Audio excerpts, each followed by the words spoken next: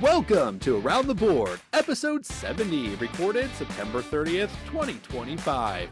Around the Board is a show where four board game enthusiasts discuss board games and board game topics. Today's episode is a top 10 episode.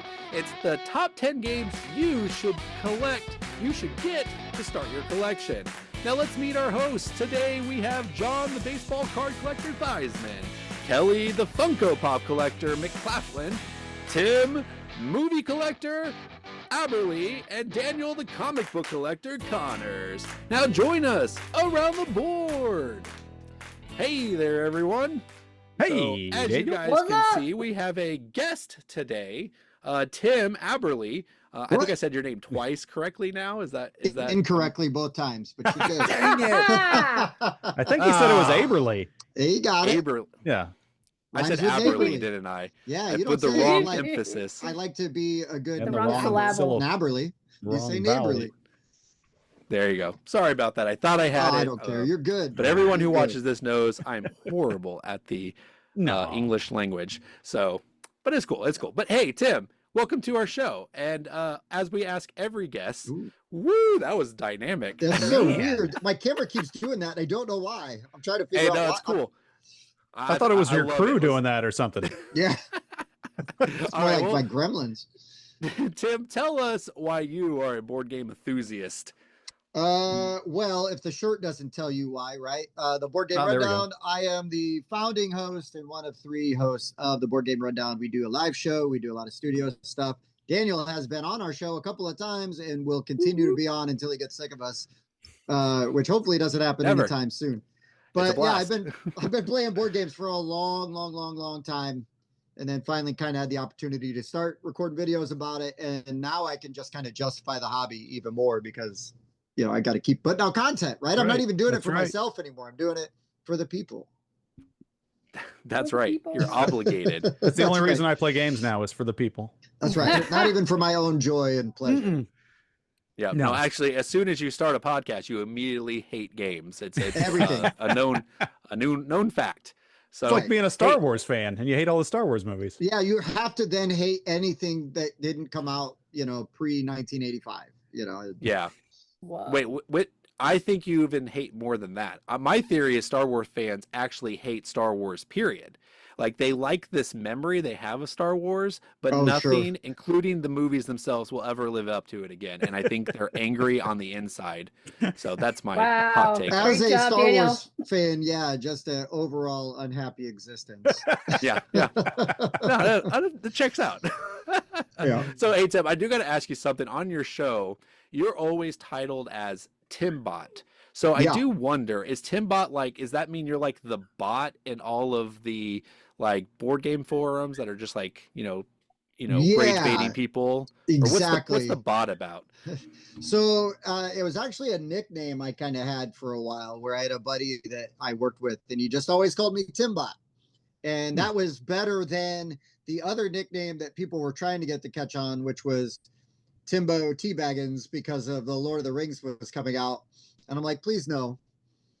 So please go with Timbot. And so Timbot was actually my gamer tag for a long time too, like on Xbox and stuff. Nice. And then speaking of Star Wars fans, somebody from the Full 42 called me Lobot, which is the bald dude in Cloud City, because I am also bald and then had these big headphones. So Lobot, Timbot, it's all kind of now a thing. Cool. Nice. I actually dressed up as Lobot when we did our episode about Star Wars Unlimited, right? Is that what it's called? Unlimited? Yeah, you sure did. Yep. That is now the second time Lobot has been mentioned on Around the You're Board. welcome. So that is awesome. All right, guys. Well, we will get into this episode about the games you should buy to start your collection. So if you guys have not ever seen a Around the Board top 10, they're kind of unique. See, we're going to do this collectively. So out of the four of us, we're going to make a single top 10. But the way we're going to do this is we are going to talk about one game, and we're going to put that up for nomination. Then everybody is going to be able to veto the game or approve the game. Whoops, upside down. There you go. And everybody gets 2 vetoes, so you have to use them wisely. And then, that's it. At the end, we're going to have a incredible, wonderful completely accurate top 10 list of games that you should go out and buy right now to put in your collection. And the other fun part about this is that we will also all have different ideas of what those games should, like the definition of those games. So I am super interested to see what everyone has picked. And our producer, Randy, he's going to tell us who's going to start. So, Randy, who's it going to be? John, it is my pleasure to say you will begin today's list. All right, it's about time I get to go first on one of these top 10s. It's always been the person in Kelly's square, whether it was Kelly or somebody else, but I guess it actually is random because now it's me. And one thing Daniel kind of alluded to, everybody's going to have different opinions on what games you should have to start your collection. And of course, I went with the obvious, you get the cheapest game. So mine are all on sale for $1 or less. No way. I'm kidding. I believe it. I was like, all right, can we collectively agree to use our vetoes on marker John's? Yeah. $10 you start your collection. How can you? Okay, no. I went with ones, some of them I don't even own. But it doesn't mean that I don't like them. And some of them I do own, and they're some of my favorite games. Some of them are just, I think they do a great example of a certain mechanic in a different kind of a way that's very approachable. And so anyway, that all being said, I think I'm going to start with, do I want to start with a new one or do I want to start with an old one? I'm going to start with an old one. Because this is a game that is, it was huge 10 years ago, and I still like it every time I play it, especially with the expansions. And that game is Seven Wonders. I love the pure draft game of Seven Wonders, how it's so much simultaneous play. You can play it in a half an hour or so with people that have played it before. And I love me some Seven Wonders. Play with the Leaders expansion, and it's an amazing experience. Is it going to be the best game in your collection? No, probably not. But is it going to be a fun game? Yes. And is it going to be a quick game, a game to get to the table a lot? And it's people that haven't done a drafting game, it's an amazing way to learn how to play a drafting game. So Seven Wonders is going to be my first nomination on the top 10 games to start your collection. What say you guys? I think John needs to be disqualified just because he doesn't own them. How are you going to tell someone to put something in their collection you don't own? Well, he's advanced beyond that stage. This one I do own. Oh, he did own this one. Yeah. Okay. I thought maybe I was going to defend not the game because I don't really love that game because there's better drafting games. So I was at least going to defend not owning it because it's like, well, look, I've evolved. I'm in my final form as a game collector now. I don't need Seven Wonders. But if you're just John, getting you own started, the one that replaces it. Architects kills Seven Wonders. It's so much simpler. You didn't even pick the best version? Ooh, yeah. That sounds like a veto is cooking over there. You think Architect? Well, it's a completely different game. It is, but it's not a feel, but it does it better. It's not a drafting game, though. Yeah. All right. She's not convinced. John, I'm now a little worried that this is going to be a top 10 list of gateway games for you. It's not. Okay. All right. So have we all made our decision? Have we given John a hard enough time? So write your answer. I'm going to hold up mine. I'm actually okay with that. It's not offensive. And you know what? I initially was like, I'm going to veto that, John. But then I was like, I did actually start out with this game as well. So it was legit. So I didn't want to waste my veto. Look at that. Why would you waste your veto on such a great game? I'm only approving because I know John's got worse games coming. Oh, that's fair. That is fair. No, I was looking Tim over there. Honestly, Tim, I thought you were going to veto it. I thought you were going to come out hot. Look, I'm going to talk a really good game, but I'm going to be smart with the vetoes. I'll be like, that game's trash. It's terrible. That game offended my family and, blah, blah, blah. Oh, it's approved. Darn, we can't manipulate him like Andy. Darn it. Not yet. Yeah, no, I will say I will almost vetoed it, John, because the issue that I had with Seven Wonders, and I immediately said, no, I can't veto it for this reason, because I think in this list, these are people who want to be gamers, right? Like they've already accepted they're going to challenge themselves. And Seven Wonders is not the gateway game that some people make it out to be. I played that with 7 brand new people about 15 years ago, and it was a horrible experience. Yeah, I was like, I did not know this game was so difficult to understand for, the muggles out there. So, but if you're going to start a collection, you're right, John. This is a good one. I guess, it can be like when how do I have my resources. That's one of the things. Well, I have these. So I use these? What? I don't understand. So, they're just sitting there. Do I pick them up? What do I do with them? And then, how do I take these from other people? Yeah, it can be a little confusing for people that haven't played any games. You're right. Yeah, for sure. Well, good job, John. You got your first one on the list. I wish I had that kind of luck. I don't know if I've ever gotten my first pick on the list. I should check the tapes to see if that's true. Yes. Kelly, what you got? Okay. Well, once again, I am feeling very confident about my first pick because I do think a lot of people here like this game. Oh, thanks for the confidence, Tim. It is Ethnos. It is a fantastic game to start your collection. It's one of the best 6-player games you can play quickly. And it's super easy to teach. You draw a card, play a group of... you draw a card, play a card. It's got lots of different cool, what they call bands, I think, if I recall. Like giants, merfolk, all these cool little characters. And the trick is knowing when to play your big sets versus playing early for the board control too. Like it's got like a area control, which is one of my favorite mechanics. And it just always feels like it's a nice quick game, unless you're playing with Andy. And it just moves really fast. And everybody, whether you're a new gamer or you've been gaming, it's fun. I played this so much and I still will play it when offered. So that is my very first submission. I dare you to veto it. Well, Daniel might veto it if it's the new version. I don't know. No, old version. We're on the same page. This is OG. Yep. Okay. Now, if you're trying to build your board game collection, do you really want to send somebody on the wild goose chase of trying to find the specifically good version? And also, I don't think that OG version is going to fit in John's $10 budget. No, it won't. Especially with the fairy expansion that's hard to get. Unless you get one with like water damage and mold or something. But all the flea markets, man, you can get a great deal because everyone's got rid of their original one. Oh, really? Mm-hmm. Okay. I thought maybe they'd go up in value. Well, I think they're going to go up in value because they almost did what I did. And they're like, there's a new edition from Simon.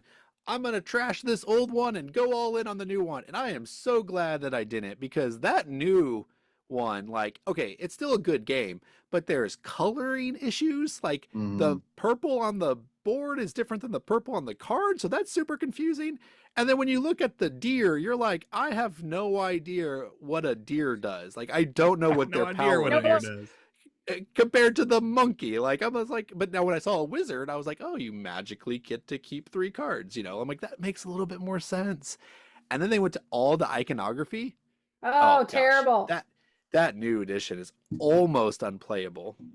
I wish we could take the prettiness and match it to the original. Yes, like it was very pretty, but like the icons were terrible.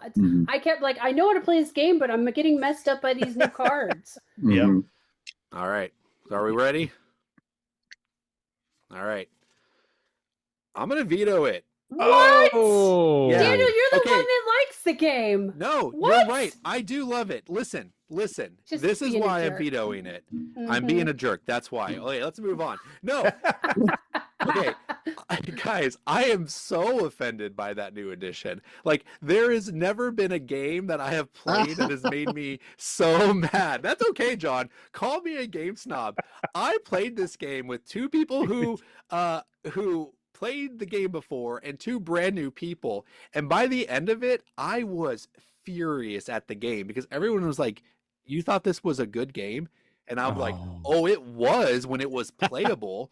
That new edition, Kelly, is not playable. I would not recommend anybody to get it. Honestly. I wasn't told the new edition. No, okay, that's fine. So you're talking about the old edition. You and I were always on the same page. So this is the problem. You're literally telling somebody to go out there to buy a game that's not in print. Yeah. So that's my issue.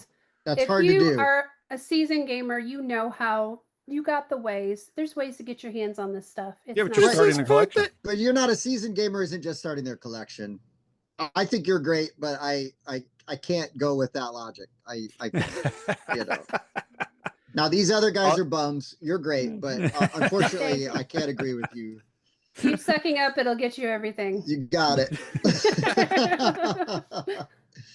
All right, Tim, I'm anxious to see what your first pick is. You got one veto away, so you do have a little bit more wiggle room. I know. I'm excited. So I just was trying to go through like all these kind of games, right? Like, and I wanted to cover like a wide variety of games, but also accessibility was very important to me. So not necessarily gateway, but easy to get and easy to get table as well.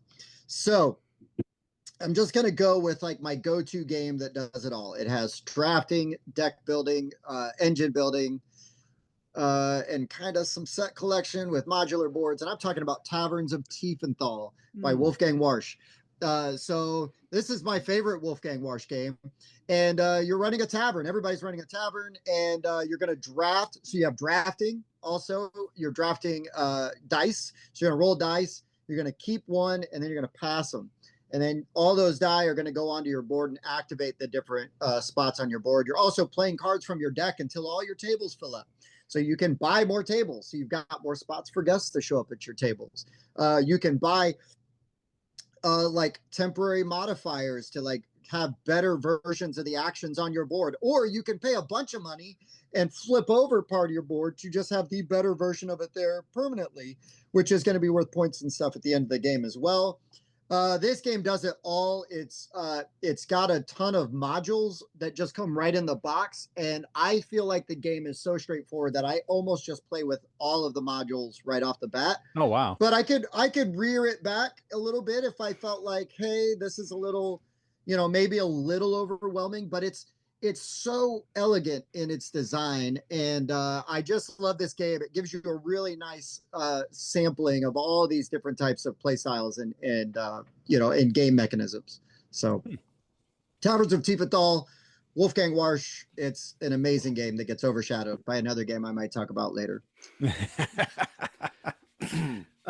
Interesting, Tim. This is a game that really piqued my interest. How many years ago? When did it come out? Like 8 years ago? Yeah, it's been a few years for sure. Like when it was about a year or two old, and it was yeah. I mean, you'd see it a lot, and I'm like, it just seemed very thematic to me. I'm a big theme guy, and it seemed like you're saying that all the mechanisms look like something that would be fun to play. I mean, yeah, the dice drafting and all the theme of you got to have more tables because you got more people, all that kind of stuff sounded really intriguing, but I'm a bit mercurial, so I didn't get it, and I just forgot about it. And that's the way it goes. Well, I'm here to remind you.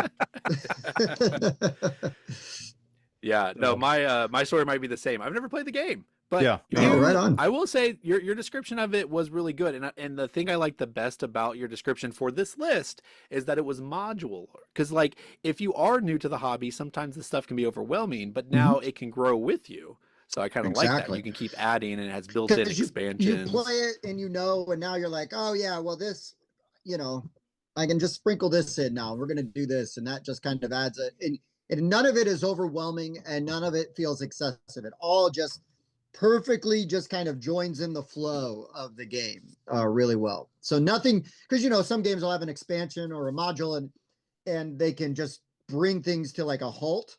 Yeah. And you're like, oh. Like that's not this game. It just keeps moving because a lot of it is very simultaneous. Everybody is resolving their boards simultaneously, so there's no downtime. No, nice. The only thing you have to do in turn order is when you're buying guests and you're buying cards from the market, essentially. But other than that, it is all simultaneous. Cool. Kelly, have you ever played Taverns? Yeah, I played it when it came out a few times. It was underwhelming for me personally. So all those nice things I said. Yeah, I don't know. I wish I could think of the game that did it better for me, but yeah, for me it was just one of those that kind of went away in the mix. You don't really see it around much anymore. I think if you loved it when it came out, maybe it's still in your collection. But for me, I kind of wonder, I'd have to play it again. It's been too long because my first instinct when you started talking about was I don't think that would be great for a new person. And I think sometimes what we think is easy is not easy. Oh, sure. Someone that's not a regular gamer. I can't tell you how many times I thought, oh, this is going to be so easy. And they're just like looking over glazed eyes at me. And I'm like, oh, darn. Got to really dumb it down here. Right. But these are people that are looking to build a collection and not gateway games. That's right. So I will throw that out there.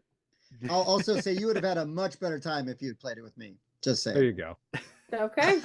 Game on. All right. Live again. Well, Indiana, let's go. Let's go. Yeah, right next to Chicago, which we forgot about to talk about the Cubs. Oh, that's a Oh, shame. We're repping. They won the darn first it. game. Let's move They won the on. first Game game on. of the wild card. Game 1, let's go. We just lost All right, we're viewers ready? because of that. I know. Yeah. Whatever. Cardinals Unsubscribe. suck. They're fine. Me That's fine. personally. All right. Well, I'm gonna approve it. I liked it. I'll still approve Hey, there we it. go, everybody. Yes. Nice. It's not bad enough. I'm still waiting on John. Yeah, you got to save him because you know he's going to be bringing some clunker. So you got to be ready. I say that having Yeah. never been on the show. Yeah. So I like it. Oh, no, Your John- instincts are John- great, Tim. John can surprise the crap out of us. What was the Taylor Swift episode? What game did you put on there that we thought like, what are you doing? Was it like Filthy Rich? Pretty Pink, Filthy Rich? Oh, yeah, That's one of them. yeah. And anyways, we won't go down I that was route. screaming at the no. I gotta say this. I was screaming at the monitor, going, "He owns Isle of Cats. Why is he not saying Isle of Cats?" All right. I didn't know she Oh. liked cats. Oh. Well, you should just assume. Yeah. Yes, that's wonderful. Okay, I knew guys. she was All right, filthy so rich. That's what I do. Also true. Let's see if I could get my first one on the list. This very rarely happens for me, so I'm gonna pick one. Free veto. All right. You know what? I'm gonna go with the one I think will actually get picked. So Okay. I am gonna go with the game that started the craze of deck building, and that is Dominion. And the reason I think Dominion is an incredible game to start your collection off with, as opposed to all the other deck builders, is because there is something pure to Dominion. And it does not matter when you play Dominion, how many times you have played Dominion. When you go back to it, there's just this pure, fun excitement that you have for playing that game. And it's because it's not bogged down with all these additional rules. Like my favorite game is Marvel Legendary, and it adds that extra like attack mechanism, which is great. And it also has these like combo mechanisms, which is great. I love all of that. But like it gets like bloated. It kind of gets convoluted. But Dominion just constantly keeps it simple. It constantly keeps it enjoyable. And I really haven't met a lot of people who have went back to play Dominion like after 2 years of not playing it and go, that was a bad game. They always go, oh, that was actually kind of fun. Like it may not be the most exciting game after you're super into the hobby, but it's going to stay fresh for a very long time. And I think it's going to just really help you understand a lot of other games as you start to expand into more difficult stuff. So yeah, my first pick is Dominion, and I think it's a great Wow. pick. I have never Good job, wanted Daniel. more to build a laser and engrave Vito into the side of the moon. I hate Dominion Yeah. so much. I'm trying to not to throw up right now. Being a Oh deck my builder. gosh. I would Yeah. please, Mhm. Kelly, please. Share No, your I'm just disdain. like, my thing is this. What kills Dominion is there's about 30 expansions. I So was gonna yes, say if you're- it's so pure, and it doesn't get bogged down. And there's 30 expansions. I know, in it. and I'm like, the thing is, if you have any intelligence whatsoever, the games can be over very quickly if you're all about the points. And people are like sitting there. I've played this. I've ruined Dominion for so many people because I would just go straight points. It's over, and they're sitting like, "Ooh, I want to do this combo, that combo." That's what kills it. It's just it needs to be a little bit harder to win, and it's just Kelly, not. There's You so many didn't- better you deck didn't builders. ruin Dominion for those people. Dominion ruined Dominion for those people. Dominion is like it's like a movie. We'll just throw it back to movies, right? Like, oh, I love movies. Does not mean I want to go back and watch like a German silent film, from the early 1900s. Because it's homework. Yes, it's important and it's foundational. And like, look, they did all these great things. And because of this, they were able to develop this. Yes, Dominion is that. It is a foundation. It is to be buried in the ground. And then you don't look at it. You enjoy everything that has been built upon it. Oh, I I love don't Is that too know. mean? I love that. Is that too mean? No, perfect. Print. I love Tim, that we analogy. did a great game debate on Dominion early on in this show, and my argument then was that Dominion isn't a game; it's a mechanic, and it's a Yeah. mechanic looking for a game. Because Agreed. it's like if you had a game where you just rolled a die and added them up, and it's like, well, this would be good as part of a game. Daniel But- does look like we're kicking his puppy across the He doesn't even like Dominion. That's the thing. I can't believe I he even know. nominated this. I do like Dominion. I do. whatever. Like, that's my point. Every time I play it, I'm like, wow, this is just a simply joyful game. And I remember how much hours upon hours of Okay. fun I had This playing should this ruin game his when I was new cred to the for hobby. any What? opinion ever. So tell me, is Dominion like the only deck builder you've ever played? Because That's I what it guarantee feels you, like. you play one other deck builder, and you're gonna be like, oh, this is a better deck building game, like and more No. fun. It's just it's the simplicity of it. It makes it so much fun. Okay, whatever. You guys suck. I love this game. I thought this was my safe pick. I'm doomed Nope. for my other ones.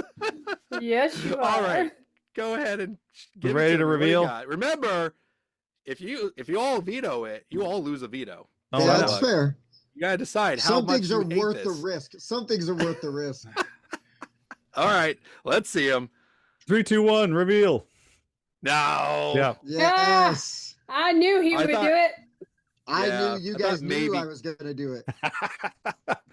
Funny thing is, I it thought almost maybe made it on my Kelly list, Daniel. would be just in case. It was on your list? It was Fucker. almost on my list. Oh, well, there you go. I'm gonna die on that hill. If you're watching this, it's still a good one to check out. Yes, there are better deck builder games. I will give you that. Uh-huh. But this one is so easy, and I think it does It's hold up, despite boring. what they say. I think it holds up. But whatever. We can move on. You guys you have no taste. Remember you. Let's do. All right, John. Let's get back on the rails. What do you? All right, have? let me see if I can get another one on the list here.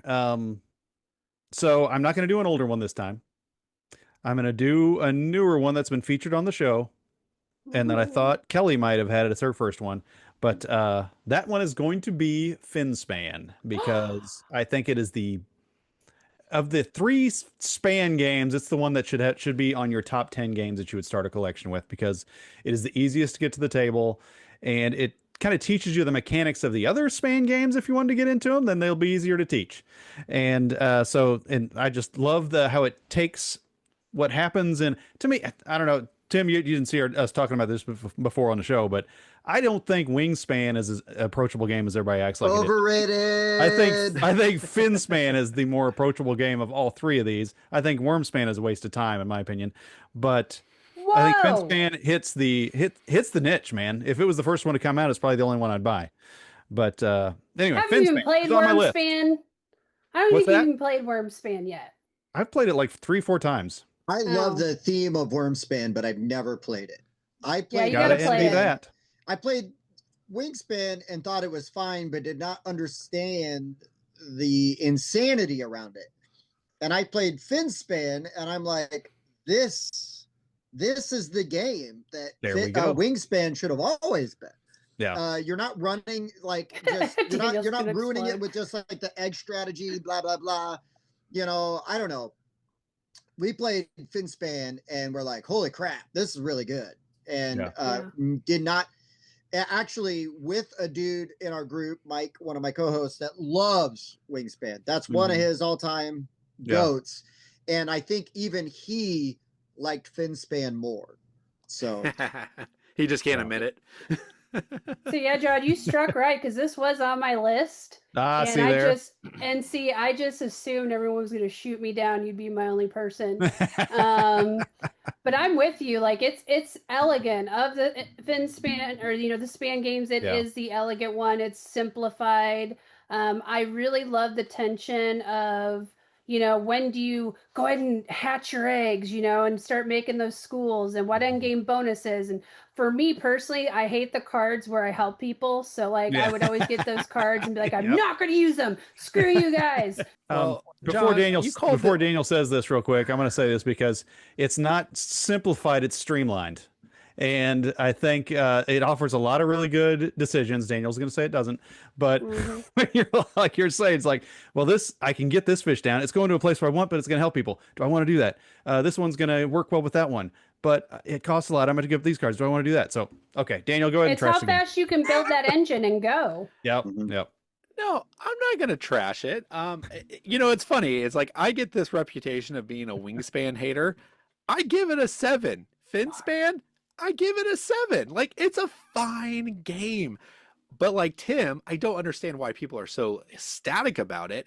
And yeah, I do think Wingspan is better than Finspan. No. Like I think Okay. there's not a lot there for Finspan.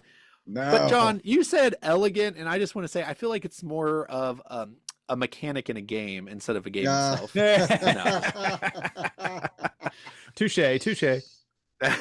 No, it's fine. I since I'm the one on the fence, I'll just show it. I'll approve it. It's not offensive enough, and it is a good one to start the your collection with. It's There not we bad. go. We even Ahead need of to the show ours. vote. There we go. Yeah, I know. It's like Well, anyone I else can jumped still. ahead. Yeah. I just think Wingspan is actually better for someone who is excited to get into the hobby, but Finspan's No. fine too. Yeah. No, we're not. I won't beat the subject to death because that's not the game under debate. But if somebody tries to bring up Wingspan later, just hold on to your butt because we're gonna go. All right, maybe I should since Maybe John you will. Kelly, what All you right, got? Kelly, it's your turn. Ooh, since he stole my big one, what should I do? I think I'm gonna do one that you guys may remember. I've talked about it on the show, but Come Sail Away from designer Sashi. He's one of my favorites. I have a lot of his games. Now, what's really cool about this, it's got like a Mancala style of drafting. You're trying to seat your passengers on your cruise ship, and there's certain rules to how they can sit, so to speak, depending on color. And so it's thinky, but it's very simple. And you're just trying to get as many points as you can. It has this cool part where you get 2 cards. It shows the passengers in the way that they're supposed to come out, like I said, in that Mancala style, and then you have to give your opponent the other one. So it's really great too because you can really mess with your neighbor, and it plays really quick, 45 minutes. We were able to play and teach it within that, and I've gotten several plays out of it, and everybody I play with is always like, wow, that's pretty cool. So that's mine. Kelly, have you played any other Sashi and Sashi games? Oh yeah. Okay. Is this one? And this is the best one that you've played? I don't know if I would call it the best, but I would say for starting your collection, it would be a good one. Okay. Just because, like I said, it's got that old mechanic of the Mancala, but it's got some really interesting elements of how you play and how you can shut out your neighbor on points because you're a race to get certain areas filled first. And it's just a really fun little game. I really enjoyed it. Like, as soon as I played, I was like, but. Yeah. And it was all their sold games, out. All their games intrigue me, but I've yet to play one. So. I haven't played this, but you hit on a lot of things I really like. Interesting play style, kind of unique, and then also like still plays fast and is accessible. Like, don't get me wrong, I love a good heavy game, but sometimes those are just really nice to just get to table and play. So you've kind of convinced me, so. I prefer Let's Go to Japan as my favorite Sachi and Sachi game. No, that's a good one. I own that too. That's a joke. It's not a Sachi and Sachi game. That's a Joshi and Joshi. I know. Yeah. I made that mistake when we reviewed the game too. I called it a Sachi and Sachi, and everyone was like, "What? Yeah. No." I actually never played never trust him. I never played a Sachi and Sachi game. I would be happy to play this one. I thought it was a small box game, like Fliptoon size, and if it was, I was gonna have to veto it because no one should put small games in their collection to begin with. They're just a waste of time. But this is a bigger box game, so that I'm okay with it. Medium. All right, are we gonna vote? All right, hold them up. Watch out! Approved. Yep. There we go. It Man, makes it nobody could even fake 4. a negative comment on that one. That's pretty wild. That's right. Yeah. That's right. I know. You guys just need to play with me more to get the Sashi. I should have made fun of the art or something. Like, oh no, the art's amazing. Well, it's all the Sashi and Sashi art. It looks like my kid drew it. Wah, wah. All right, Tim, let's see if you can get your second one on the list. Well, Daniel, you brought up a crummy deck builder, so I'm going to bring up a good deck builder. It's an oldie, but a goodie.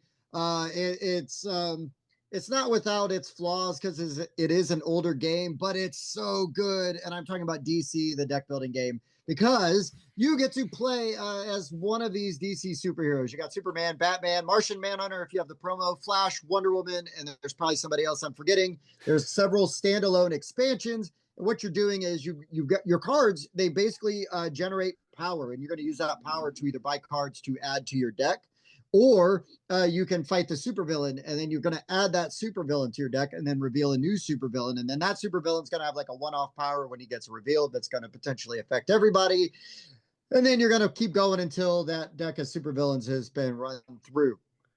Then you're going to count up the victory points on your cards at the end of the game. It's very basic. It's very straightforward, but it's super accessible.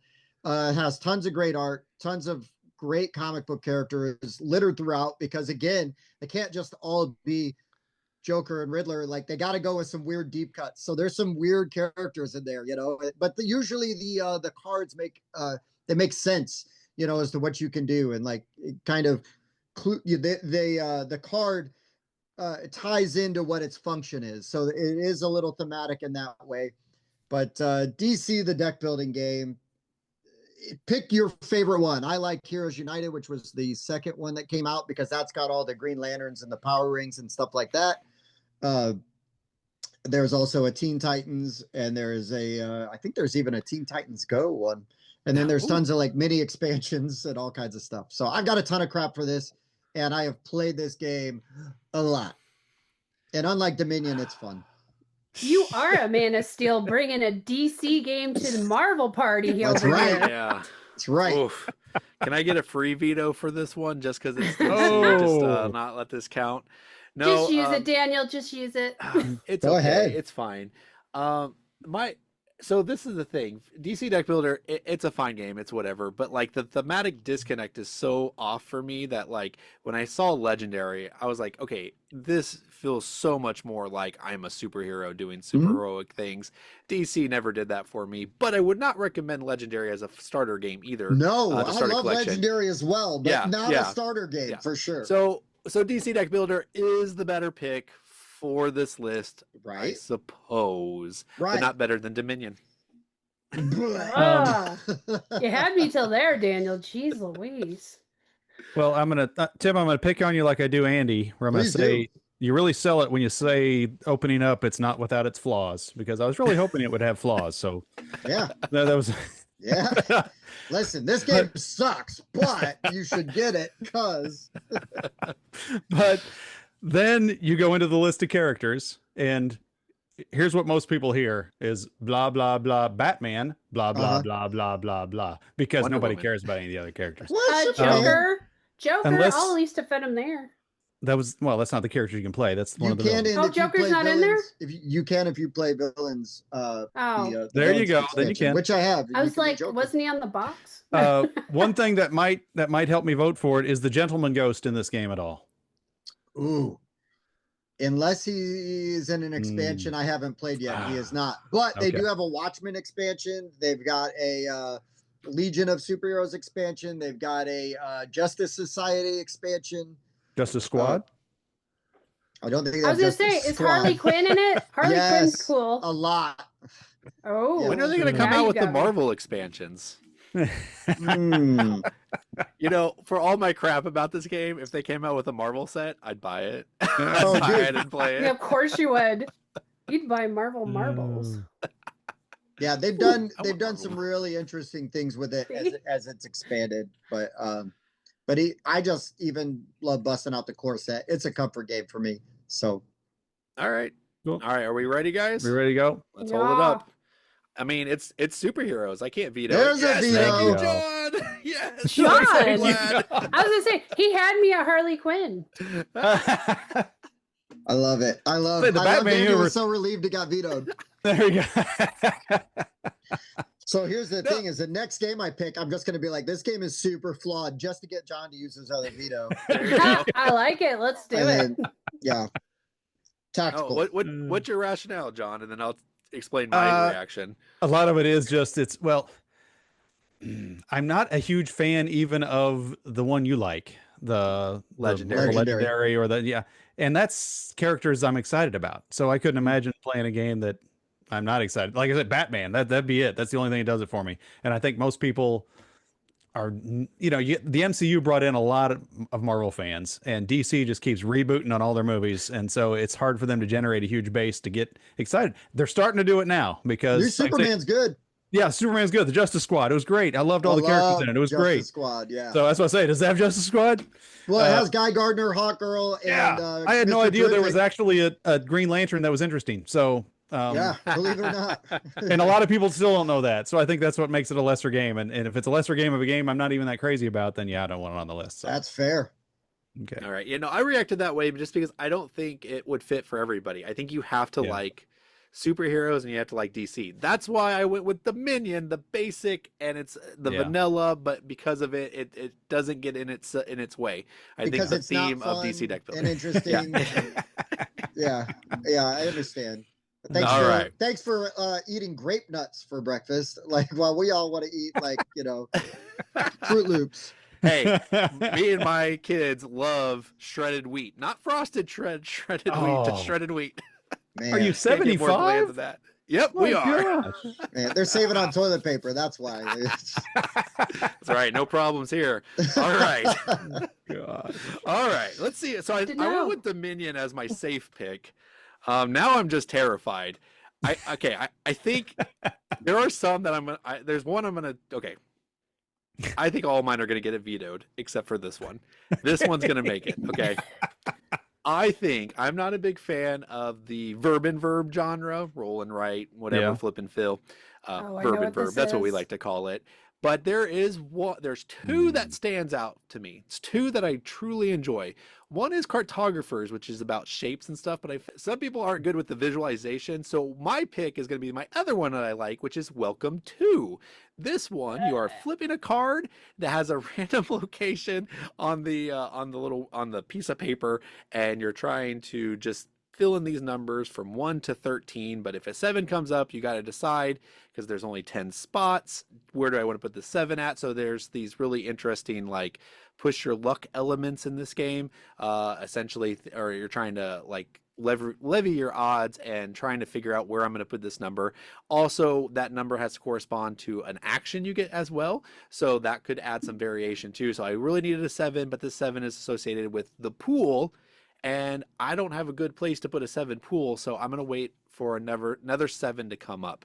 So I think this is a really just a fun game. You can play it with hundreds of people if you wanted to.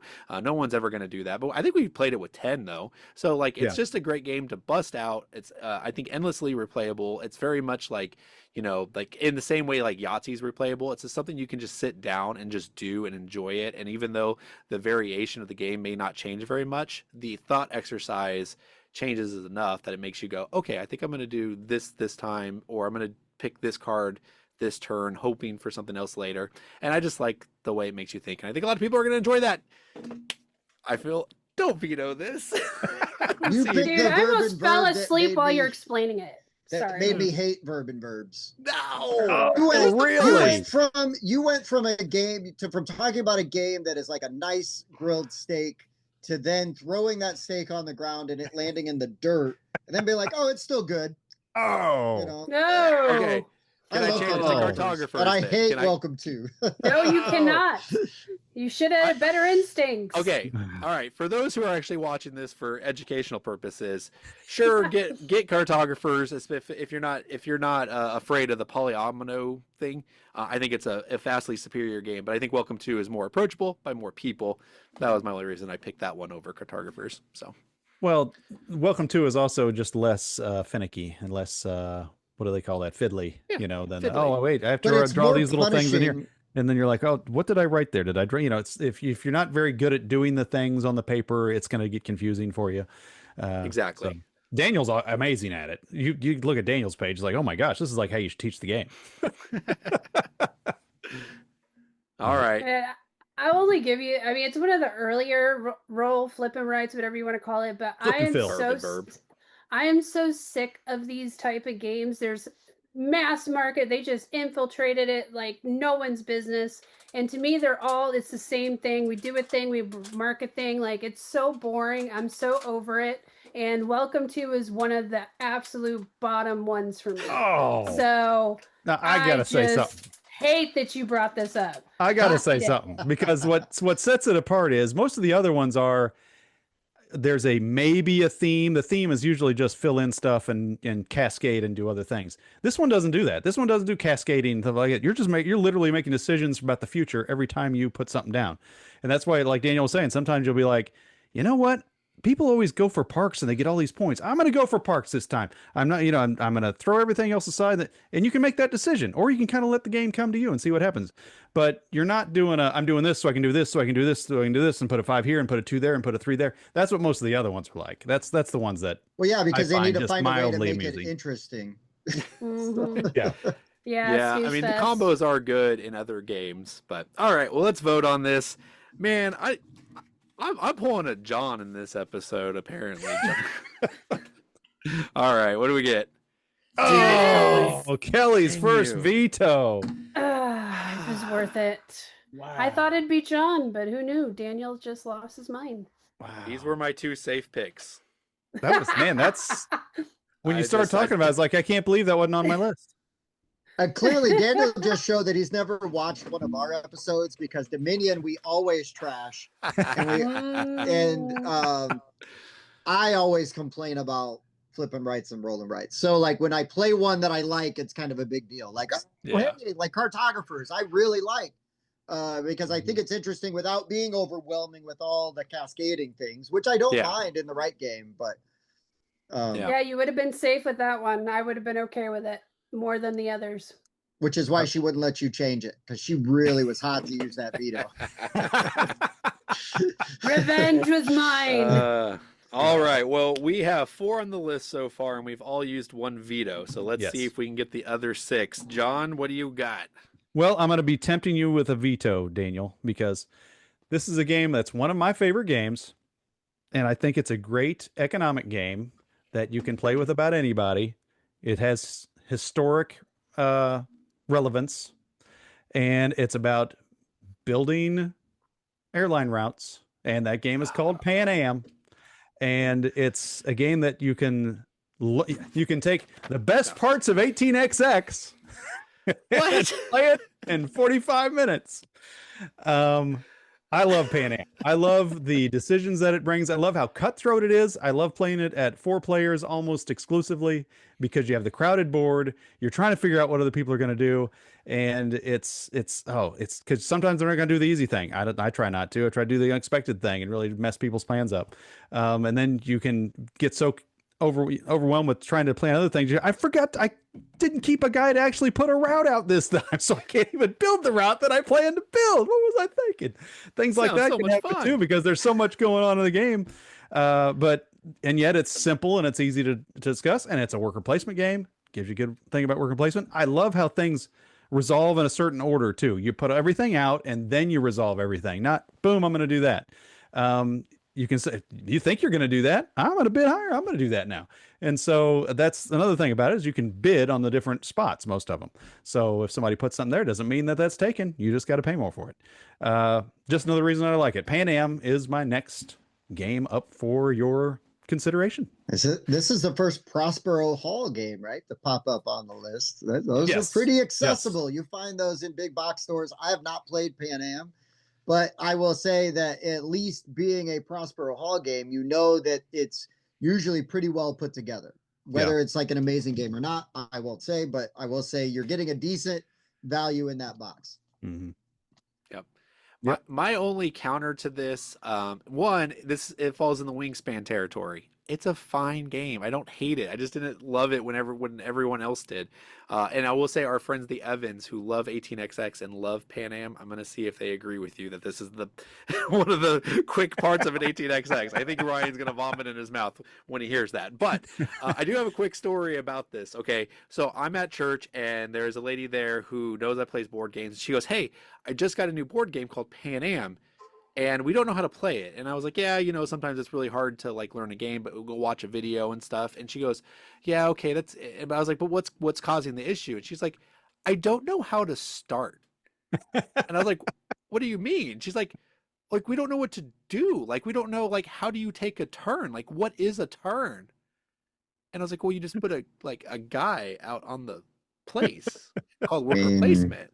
Yeah. And she's like, "But like, what do you do?"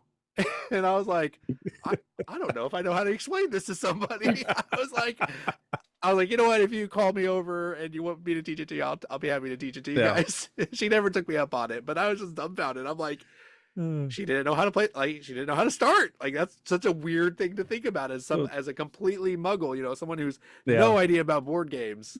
And they were like, oh. So Daniel just hands her some dice and says, "Here, roll these," and then just play. Exactly. Like the game didn't come with any dice. Explain, but come understand. That's right. All right.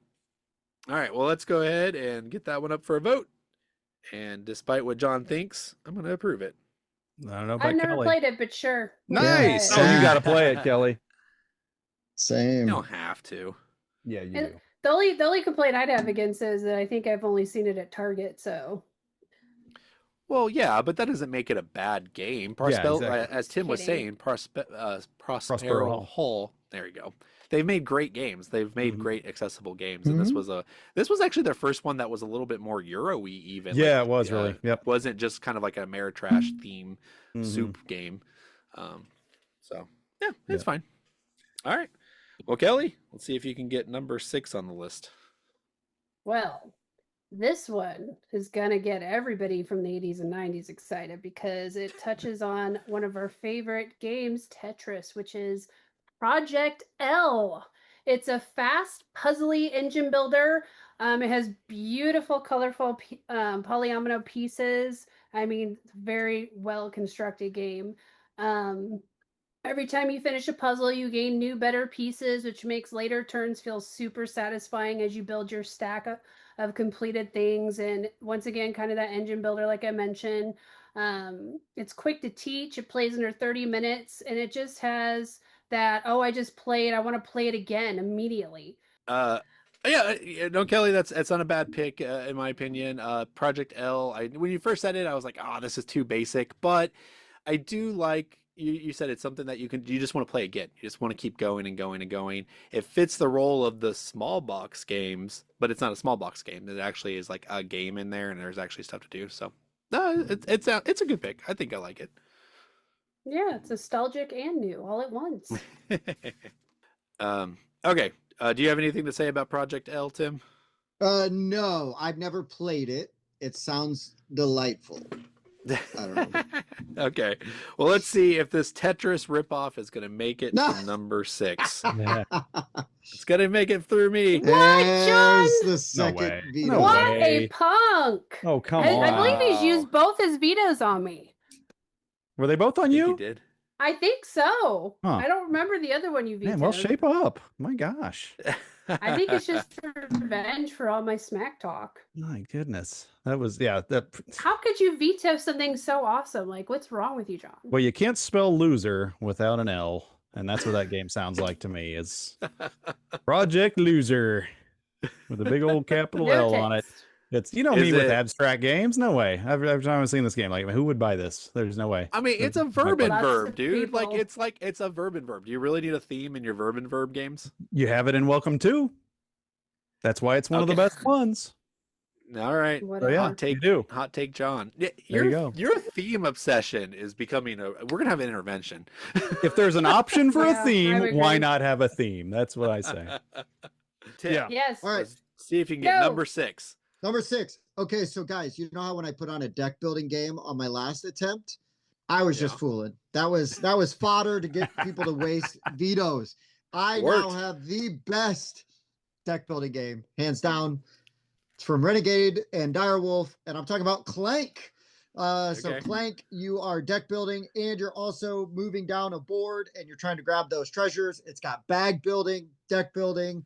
You're moving around on the board. You're buying items from the market to help you carry more relics. And then it's a race back up to the top. So you get up there so you get more points so you don't die.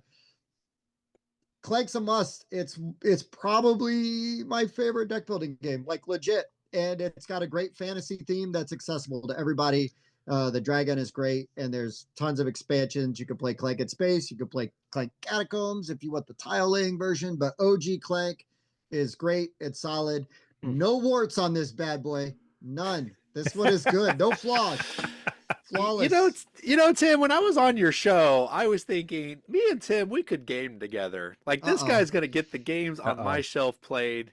Here's the but. After listening to your top 10, like, or in this episode, like, I'm like, man, we could not be further apart.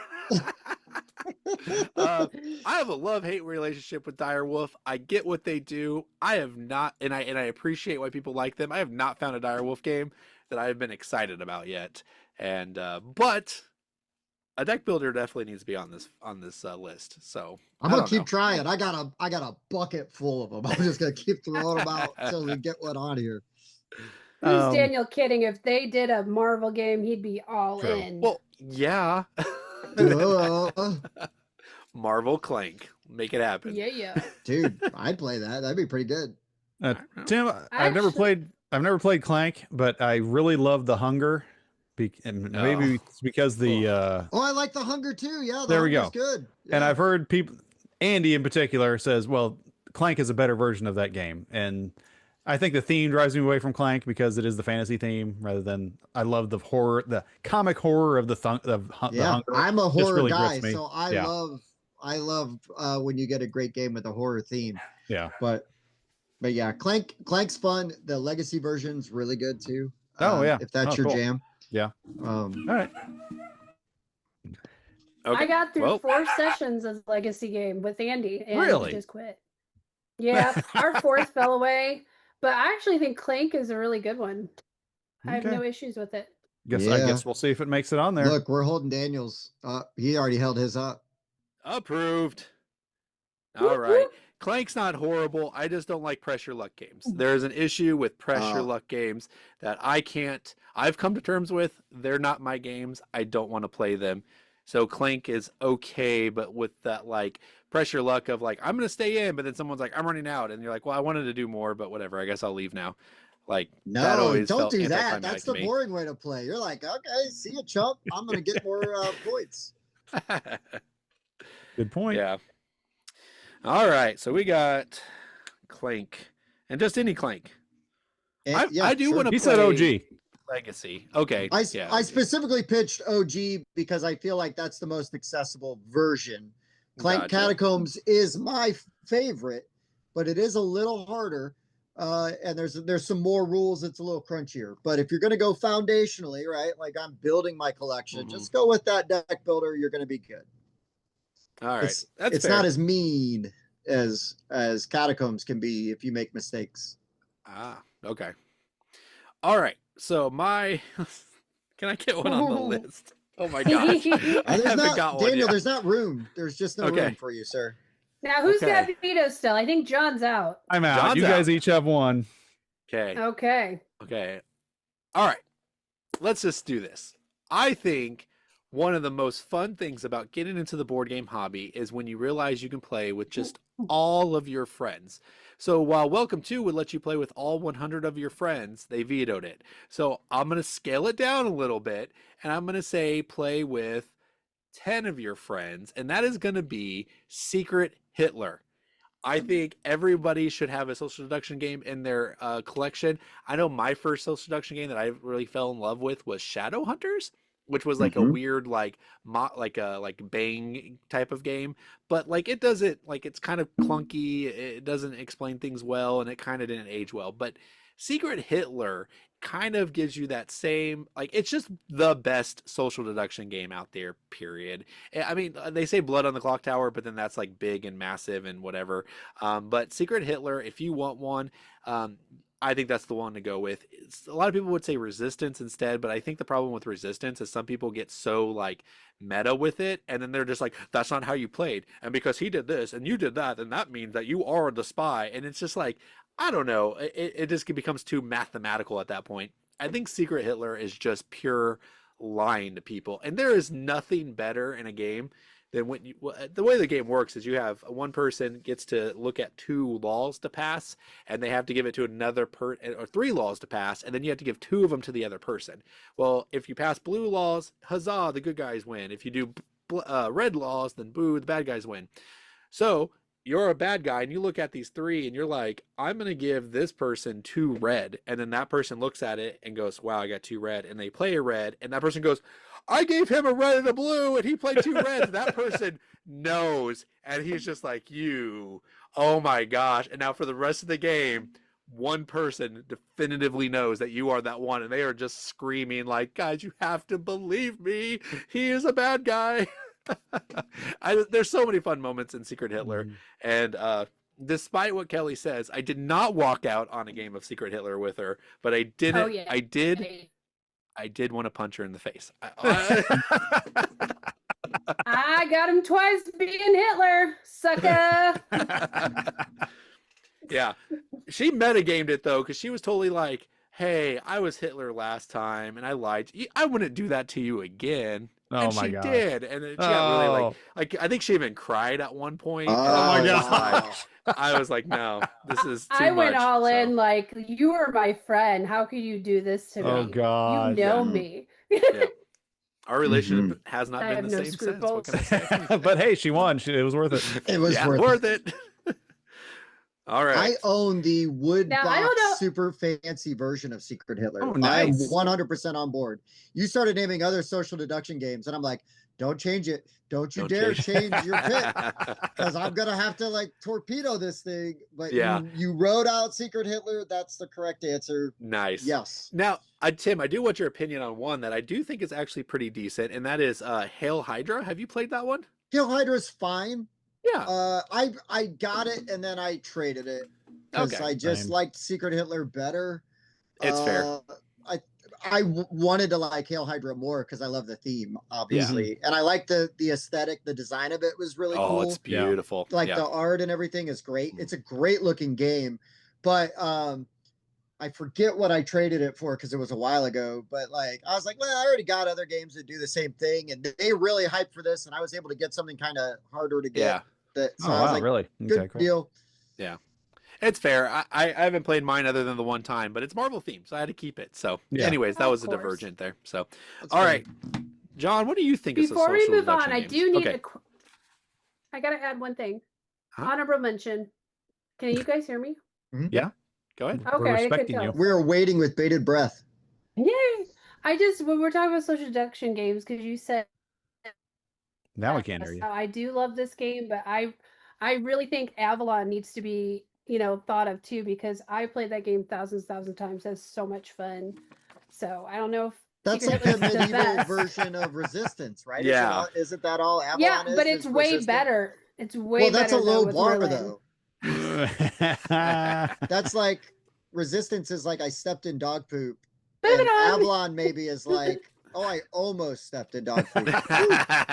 Close call. Whatever. It still Maybe it's just smells. nostalgia for me because we played it so much in my group, but I still love it. Exactly. All right. Well, let's see the approvals. Come on, give them to me. Did Yeah, I got finally no get one on vetoes the left, list? so there you go. I'd I approve got it one on the just list. because I got Daniel. Yay! Hitler's it. on the list. Wait, what? Like, you finally had some taste. That's finally a game on the list, and it has to be the worst named Hold game on. in Daniel history. just said, yay, Hitler. Well, there goes Who all. has Well, we're back.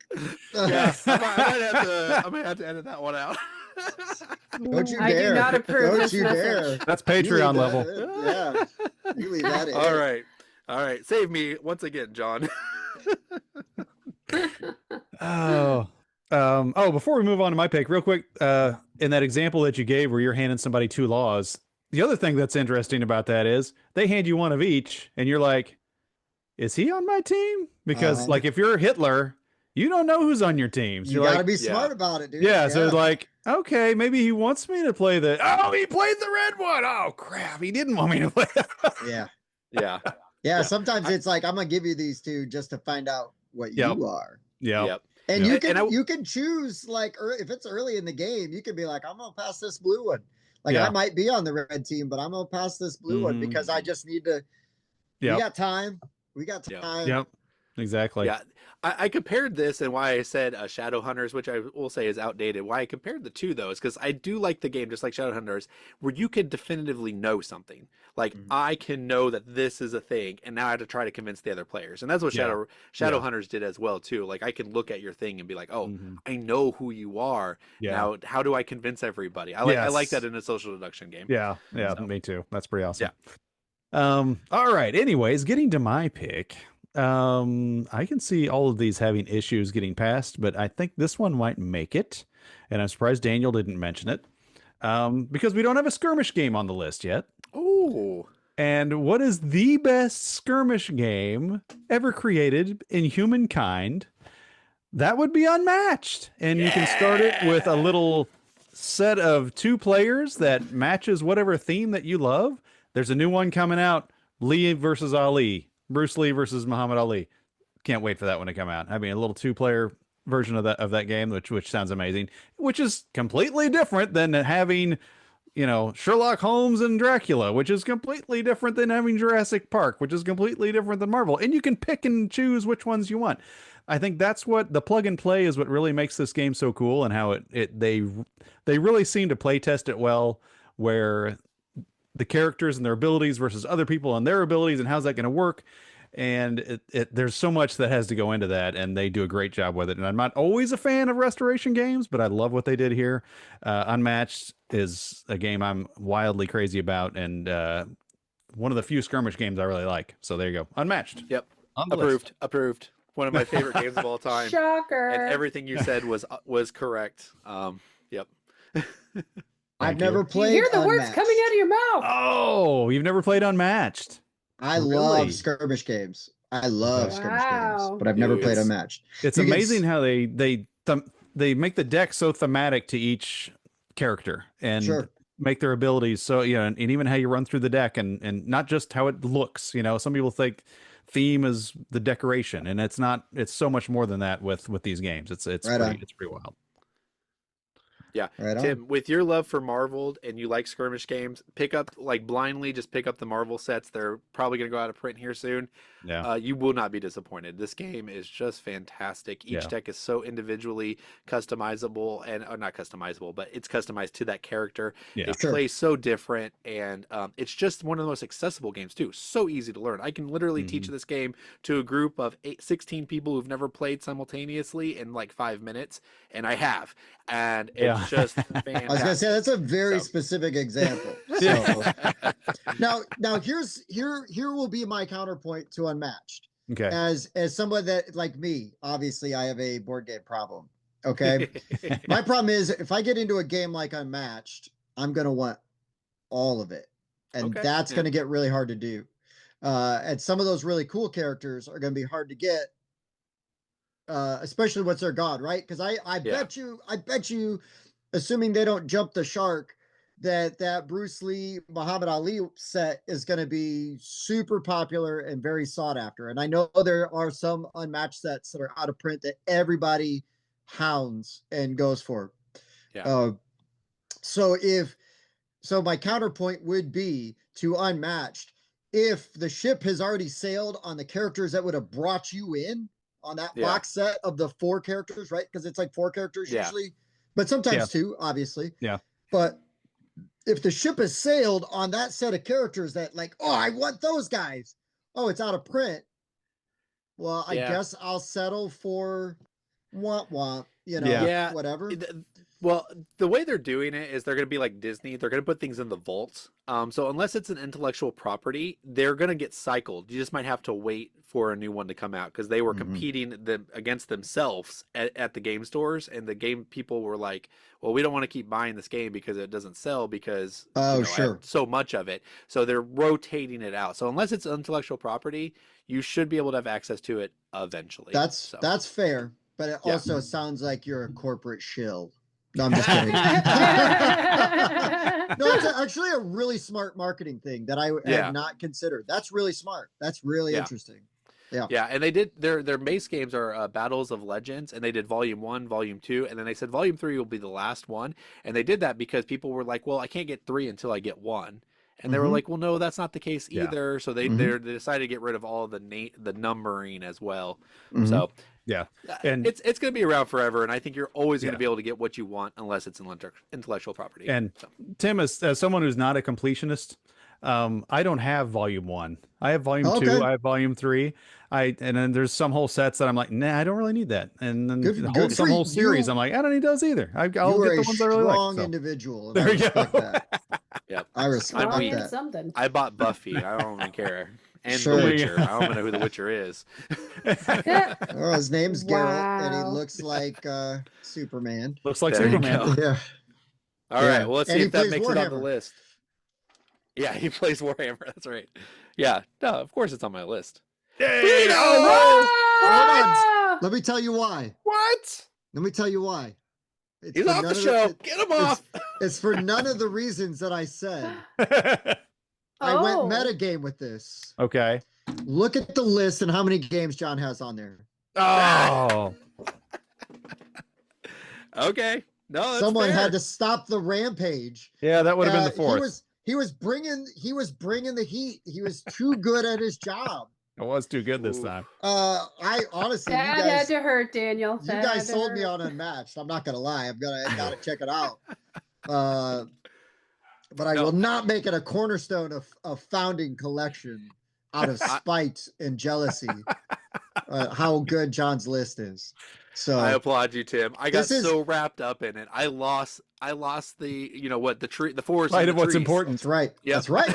See, this is a Bears fan that cannot pull for a Packers team, even though you should root for them. They're in your division. They're like, no, screw them. They're too successful. They all that, yeah. Yep. I get it. I hope all their legs fall off. I love it. But seriously, go play Unmatched. It's wonderful. Yeah, absolutely.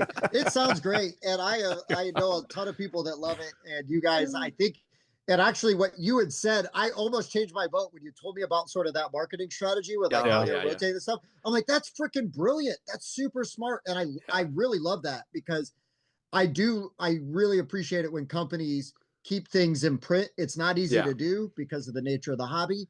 And if they're going to be able to do that and sort of cycle those through, that's a really smart way to do it. So I like it. Cool. Almost made me change my vote, but I couldn't let him get that fourth one on so easy by just pandering to Daniel. Good. Yes. Oh, Tim, you Daniel, captured the spirit of the show. Yep. He out Andy. Kelly. All right, Kelly. Well, let's see if I can use my veto on you. Let's go. You might, unfortunately, but if I'm going to be self-respecting on things I've talked about so much, I have to bring this one up, and that's Point Salad. It's one of the best beginner-friendly games, but once again, know so many people that are big gamers that still enjoy playing it. It's a fast card game. So it's light. It plays in about 20 minutes. It feels different every time you play it, and the combos change so much. You just either pick 2 from the market, which is usually different vegetables, or you can take from the top, which is a scoring possibility for endgame. And like I said, if the right tomatoes or whatever aren't coming out, you can always switch it up. And I've never not played it once again where people weren't loving it. It's got so much replayability. It is actually one of my most played games because it's just a great palate cleanser. Whether it's 1 a.m. in the morning or you need a little something while you're waiting for John to show up to game night or something because he's always late. True. And it's just, I personally believe it belongs in every collection that you start. Got a lot of points. Oh my gosh, I've never been so torn on something before in my life. Really? I know Daniel will be the one. I just know the game's not offensive. It's a small box game, which is already something that I'm like, oh, but honestly, I'm going to admit something. Tim said something at the beginning of the show that makes me think he has a game on the list that I want to veto with a passion. I'm not going to say what it is, but Kelly, I'm sorry. I'm going to use my last veto. I just have to. It's just, okay. It's a small box game. The others with with taste. No, I'm not a big fan of it. Don't be a smallest. I am a smallest. I am a smallest. Go watch our episode where we debate about big boxes versus small boxes. small boxes are okay. Honestly, I'll play a small box game, but like, man, I just see that on the shelf and I'm like, that game's garbage. Like, it may not be. It may be a wonderful game, but I'm just like, I just can't bring myself to it. And I don't want to start a whole generation of people who are buying small boxes games and think that they're worth buying. So I got to put an end to that. And also, it's just a weird, like, I don't know, go play with a deck of cards. Is everyone out of vetoes now? No, Everybody I but still Kelly. one. Kelly has Kelly one. still got one. Awesome. Yep. So I'm safe from Daniel now. Yes. Yep. Yes, you And- are. And John And so far, can't Tim, torpedo I me like out of you. spite. No, I can't. I can't. Yep. Oh man, Well the played. world is my oyster. I feel so powerful right now. Well, Kelly can stop. Unless Kelly you is your kick me oyster. off, No, I hey, can go look, either way. look. That's what I love about you. No, we're good. We're good. We got 3 more on the list. Oh, 3 more. Here's my So she- chance because So it's she has to gonna go veto around. somebody if she wants Yep. one. Yep. Yeah, she's gonna do it too, and that's fine. I know. But She's gonna use it on me. It's okay. Kelly doesn't Hopefully. like 7 Wonders, right? Yeah, I Okay. don't think she likes 7 Wonders. You don't like 7 Wonders. Do you like Marvel? Love Okay, perfect. She said she loves Marvel. I think we're that's what she good. said. This is me good. and Daniel are the big Marvel people. Awesome. Yep. Here we go. Here is the game this is the drafting game. You want a drafting game in your collection. This is the drafting game.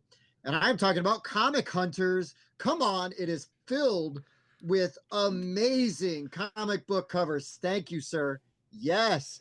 I have an autographed copy as well. I have the Ooh. Brazilian version and I have the US version because I got a copy early. This game is freaking great. I love the art. It is a life. This was my teenage and my 20s was comic hunting. I loved, Yeah. I've still got boxes of comics. I just don't buy them like I used to. But I'll still go out every once in a while. And now I just will get the collected editions because I'm lazy because I just want to read the stories. Yeah. So I just Yeah. got everything all there, and I don't have to hunt down the individual issues. If my kids ever got into comic books, though, like holy crap, we're in trouble. Right. Because I got a Right. comic book store that's like 10 minutes away, and I'm friends with the owners, and it's a great place. And I still go in there, like just not as often as I'd like, which is good for my wallet. Yeah. But Comic Hunters is literally just drafting the game. It's got like 4 different drafting mechanisms that you do, but it exposes you to all these different styles of drafting, and it combines them in a way that's kind of fun. And so you're going to the comic book convention or you're going to the store, like there's just all these fun different ways that you are building up your comic book sets. This game's great, and I'm already a built-in sucker for the art because I owned a lot of these comics or gazed longingly at like all those Silver Age and comics and stuff. So anyways, Comic Hunters. Yeah.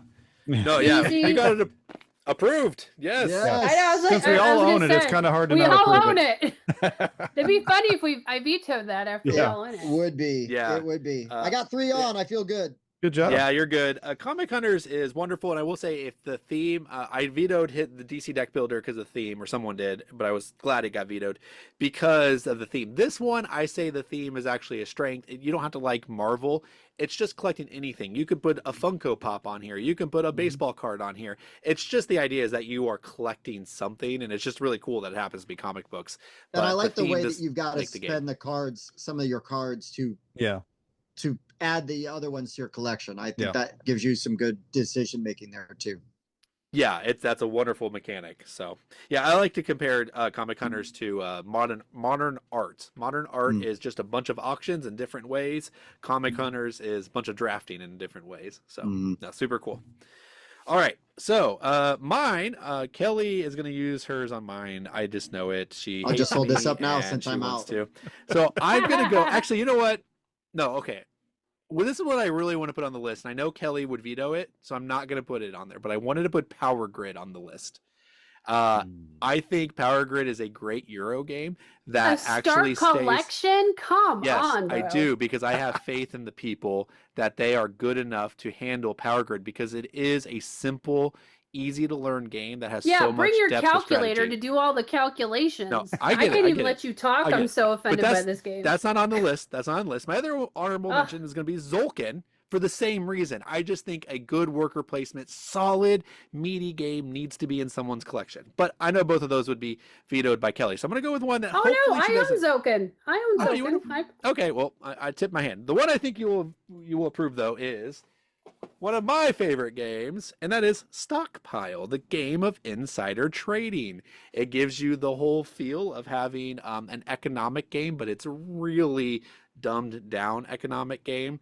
You're essentially collecting stocks, but what's really cool about it is that the whole idea of this is that you are dealt out if a stock goes up or down, and then you are told which stock will go up and down. And you have one piece of information out of the 6 different stocks. And you can use that information to either like fake people into like buying stuff or selling stuff, and you can also sell something like it's about to get bankrupt, so you sell all your stuff so you don't lose your stock. Anyways, it's a really fun stock game, very simple. Everybody can learn this game. Our producer Randy plays it with his family a lot, who are kind of intro level gamers, and they all really enjoy the game. It can be a very friendly game, it could be a cutthroat game, and just a great game. I think it should be on the list. I approve it, Daniel. Yeah, thank you, John. Since I'm the only vote that matters now, Ooh. I do Ooh. approve this message. Oh, don't let the power go to your head. She did great. There you go. Yes. Wow. Yes. Yes, Hey, you know I played this with you a lot. Yep. There we go. Would you have approved Zolkin? Sure, I love that game. Oh, I probably would have put that on the list then. But I'm glad Stockpile is on the You list. gotta stop second guessing yourself. I know. Well, I just thought I you were got a gonna lot of T vindictively... games, as we call it. Yeah, I thought you were going to vindictively do it. So, anyways, okay. Well, hey, I got number 9. So, John, will you get number 10 on your list? I Let's really see don't what think you so. have. Not if I can help it. Because I think Kelly is going to be bound and determined to get one more on our list. So I'll just tell you what I have left I was going to pick from. One of them is the epitome of bag building and push your luck with Quacks of Quedlinburg, or the new refreshed Quacks. So, And Tim, hold on. We got to pause right there. Okay. Tim, when you said Taverns of Tiefenthal or whatever, that was the follow-up to Quacks. Was that the one that was on your list? Quacks is the follow-up to Taverns. yeah. Yeah. Actually. And yeah, I thought about putting I was going to bring up Quacks, but then I kind of started throwing out other things. I started strategically trying to get games on the list. They're throwing a dud out so that I could get a good one. Yeah. Oh, you that's don't like the one Quacks? I would have vetoed. I do Daniel not would have like vetoed Quacks. Do not like Quacks. Yeah. That was... I kind of thought it wouldn't make it through the veto process. That's one reason I didn't bring it up. Another one I thought of, which is Dudes on the Map, asymmetrical game that is a favorite of Daniel's, is Root. And it's one of those that's a little bit meaty, and that, it's not exactly a beginner game. Far from it. But it's a really cool game to start your collection with, I think. I didn't think it was my style of game. I've loved every play of it. I think it's a really fun game. You have nobody to play with. And then, what's that? Oh, I'll play with you. You start your collection with that, you'll have nobody to play with. Nobody to play with. I gotcha. Well, as long as that's the only game in your collection, because you need to know that game in and out. Having that Thank game is you. like having 6 games. That's 6 of your... Trying to sit down and play that game with people that don't know every single time, because you can't get the same 4. It is the most frustrating. This is true. You need a group that stays together and plays it. Yeah.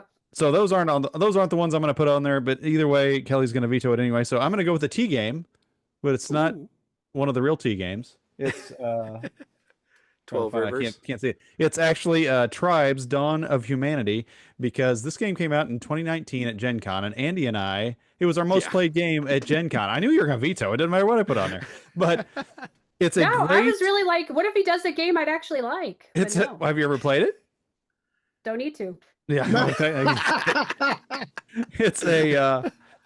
It's a tech tree game, and for people that have never played a tech tree game, it's a simplified version of tech tree game. But it also, to make it not so simple and easy to play, has a really cool action selection element at the top, where it's one of those things where you put tokens on things that you don't want to do to go to the action that you want.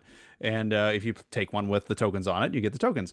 But the cool thing is, when people go up the tech tree, every once in a while, a new action is added up there. Early on, there's something good. Hey, get an extra this or an extra that. The higher you get up on the tech tree, they become bad actions. And it's like, unless you have the most this, you take this as a penalty or whatever. So the person that has the highest on that track is going to be like, if you guys want to take it, take the penalty, go ahead. If I take it, it's nothing to me. And so it makes some interesting decisions of, should I save my stuff, to make sure I don't get that? Should I just take it now and get it over with? So even the action selection has a lot of interesting decisions with it, along with the tech tree.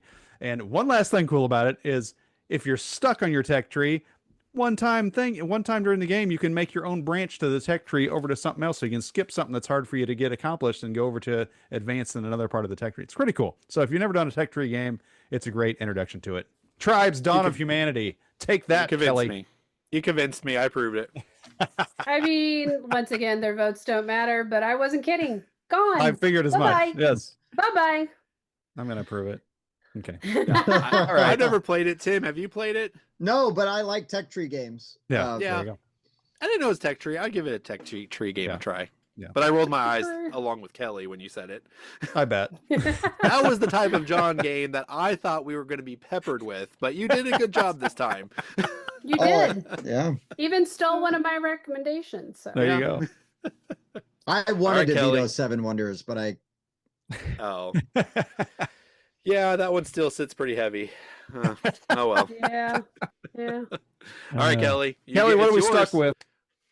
Oh boy, this almost makes me want to change the game I was gonna say because it'd be great, but Pick Munchkin. No, just kidding. No. That's something everybody hates. Just I to have be some credibility here. Come on now. No, what I'm gonna go with is a little bit older co-op, believe it or not. Oh god. But it's one of the co-ops I have actually loved for very long, and that's Hanabi, the tile version, where everyone's working together to build firework display by playing numbered tiles of each color, numbered 1 through 5. The twist is you can't see your own tiles, you can only see everybody else's, and you got to give each other clues so we lay down the right ones in order. It's such a heavy thinking game, but man, you can really get into it. And there's like, if you play with the same people like I have, we have these codes, like this is how you play. So you know what we're doing. You got to discard from this side always, or, that kind of thing. And it's just so much fun. Definitely an amazing game. You got to at least try it. Don't do the card version. Plus, spit on it. It's terrible. Get the tiles. What's the difference between the cards and the tile version? Okay, it's cards are made of paper and tiles are made of number one, you sit here and have to hold cards for an hour. That's not fun. Well, if you're playing an tiles for an hour, you're doing it wrong. I agree with you. But some people are very long. Hey, no, and it could be, you're playing it over and over, mind you. That's different, right? One game if you of Hanabi fail, should not take an hour. Yeah. Yeah, and I'm just saying, like, sit there and hold cards. It's just lame. But you have these nice, tiles that sit out on the table for you. And, there's things that we'll do, like if you have a 5, you lay it differently once it's a 5. So there's just fun little ways you can play it. I really love it. It's one of the, cooperative games that I do love playing. And I played it a million times. So for me, I'm so happy to shove this on like a list for you guys. Daniel approves of it. I guess I'm doing this. I thought Hanabi, the card game, was fine. I played it probably like 10 years ago. I've never played the tile version, but I don't have a veto. So I would definitely give the tile version a shot, though. I'll play anything, though. Honestly, I'll play anything. Yeah, no, I like. It's got to be with the right people. Yeah, 100%. I like your mindset, Kelly. I think a better game for this list, though, would have been The Crew. It's still kind of the same thing, but you get to see your own cards. Oh, you don't like The Crew? I love playing it with my family. I don't like playing The Crew because you literally can be dealt a hand that you cannot win, and it's like, thanks. Yeah, I suppose. John, are you offended by this pick? Kelly, I'm just wondering what other games did you overlook on your list that might have been better? Well, let's see. I had Cascadia, The Quest for El Dorado. I hate Cascadia. Great. Cat Lady. Small box. What's with you in small boxes? I know, she's usually the big box girl. Yeah.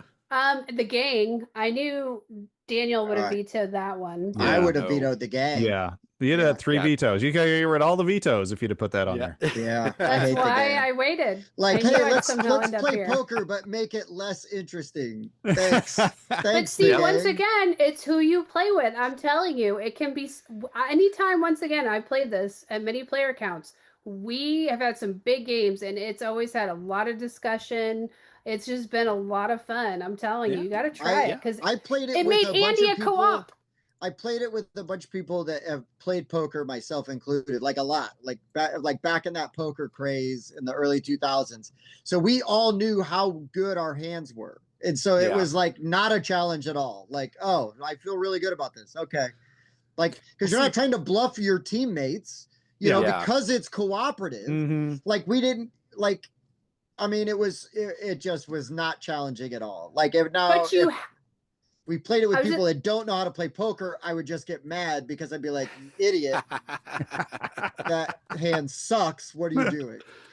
But the key is you got to get it in order. So actually, the scenario you brought up, if 3 of you have really good hands, it makes it tougher. You got to figure out whose hand's a little bit better, and we got to get it in the right order. It's not that hard though. If you play a lot of poker, you just like you know the probabilities. Like this is a stronger hand, Okay, and then the people we're that gonna don't play with poker card counters. like 3 a lot. Yeah, I mean we're a bunch of Rain Men over here, I guess. But that's what I'm saying. Card counters, blah. Play with All people right. like me that just play for the fun. One last thing about the gang, and it's not just about the gang. It's about any of these limited information or limited communication games that I find annoying. Is because, yeah, you can't say I got a pair of kings. You can say I got a pretty good hand. Eventually, there's a meta game going on where if he says he has crap, he has high card. If he says he has a really good hand, well, there's still some that can beat it. If he says, "Oh, I'm good, I'm number one," then I know what he has.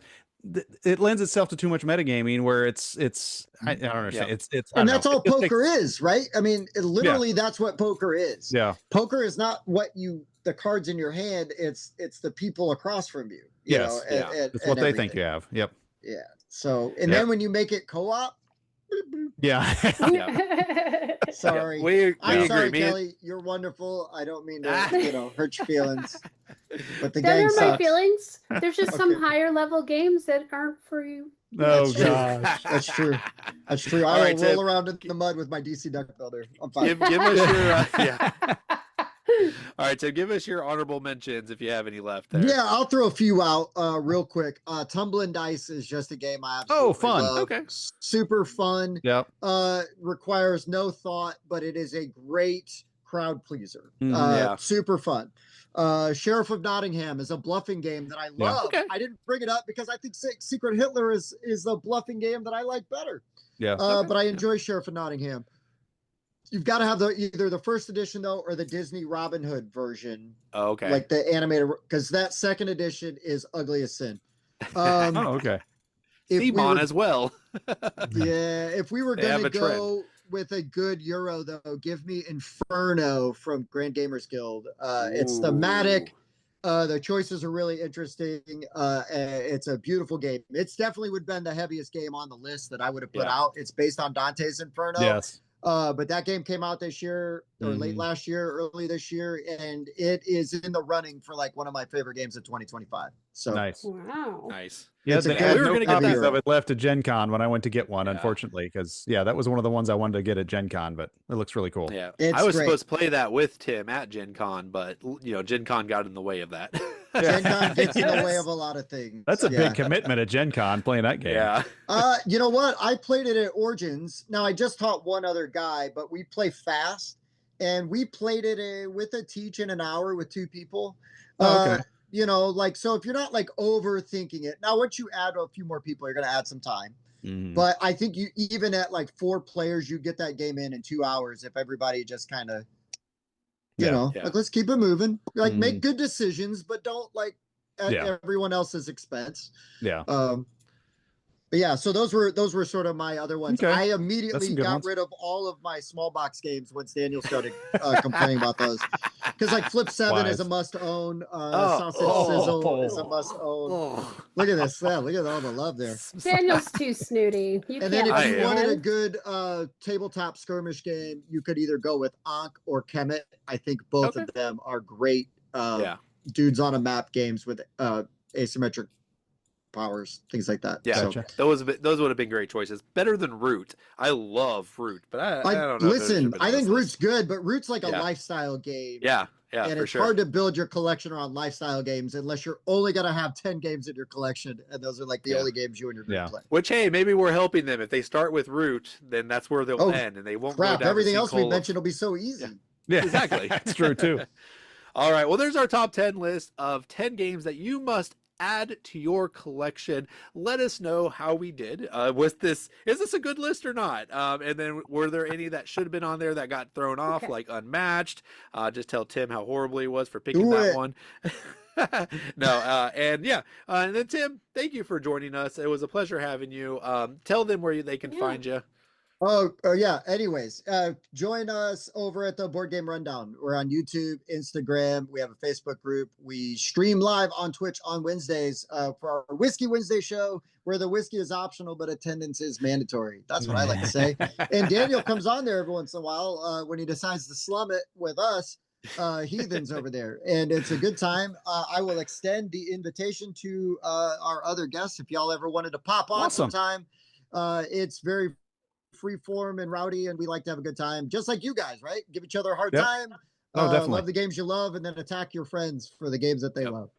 So, for long-time listeners, you've heard me talk about the Board Game Rundown before, but since he's here, I'm going to say it. When we started this channel, I went through and I subscribed to a bunch of board game channels, as many as I could, that were all under like 10,000 subscribers, and the Board Game Rundown was by far the best one that I found. And their growth is actually showing that too, because I think you guys were at 5,000 or 4,000 when I started, and you're at 7. Sure. You're like 7 now, so you're definitely growing faster than we are. Nice. But they're He's kind of is. us. No. So, but no, it's a great show. They're really fun. They have really great chemistry as well, and I love watching top 10. So their top 5 Whiskey Wednesday ones are just great to watch, and you can see other people from the industry as well too, because you guys got some cool friends. True. So, we do. Right. Yourself included. Wow. There you go. Look at that. I'm a cool friend. Told you guys. Take that, John and Kelly. He hasn't enough years in. He's just a gracious guest. All right, guys. Well, that's going to be it for tonight. Thank you for joining us around the board. Remember to follow us on Facebook, follow our Instagram. We got a new thing on Instagram. You can watch us on YouTube and Rumble, and we also have a podcast on Anchor, but also anywhere else you can get podcasts from. Anchor's not really a thing. Anyways, doesn't matter. Until next time, we'll see you around the board. Just say, Alexa, play around the board. There you go. You gotta do. We're finally on the search engine. You type in around the board, we can actually be found. That's true. Yeah. Very true. Tim doesn't know what's That happening right happened. now. There's always some moments where we're dancing around. Oh, and showing sure. things to the camera. There's music playing right now. You don't know that. Oh, look at Altoid's kid. Hey.